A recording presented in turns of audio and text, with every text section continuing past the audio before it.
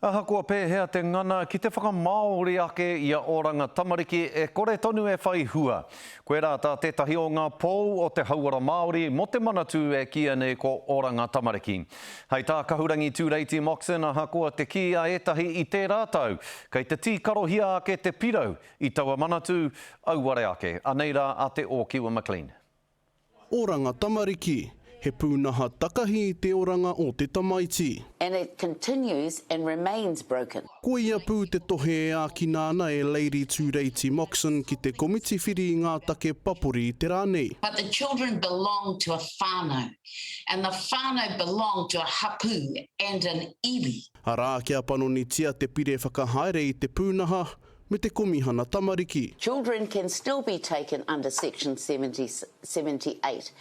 Children can still be taken away from their mothers and put with strangers. Nō tērā tauputa ai tēnei ripoata i etahi o ngā tino kai whakatake i a oranga tamariki, e hia ke ngā hui tūhuri i te motu, me te whaiwahi ki te hiarau kaimahi papori. In fact, all of the recommendations of Te Kahu Aroha have been accepted by the Cabinet and the Government in record speed.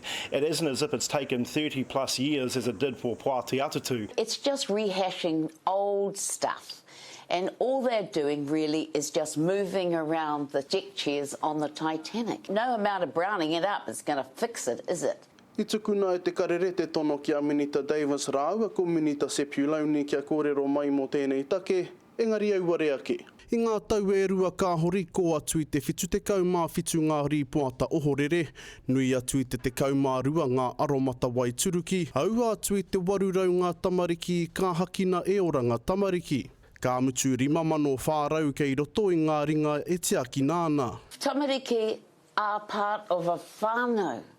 Looking at just the child alone isn't going to make anything different. What that does, it still continues to say that we know what's best for whānau.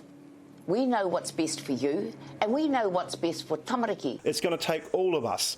Just doing pot shots here, there and everywhere is not going to help us all change the system to ensure that tamariki Māori, and not just tamariki Māori, but all New Zealand children who have come into touch with the system today, tomorrow and in future years don't have the same experience as what we're witnessing in the Royal Commission right now. We've said all along the government does not know what's best. The government does not make for a good parent, and it's time for change. He whakahau kia whakahauhia te pūnaha e haumaru ai ngā tamariki whakaraerai, haere ake nei, te o Kiwa McLean, te karere.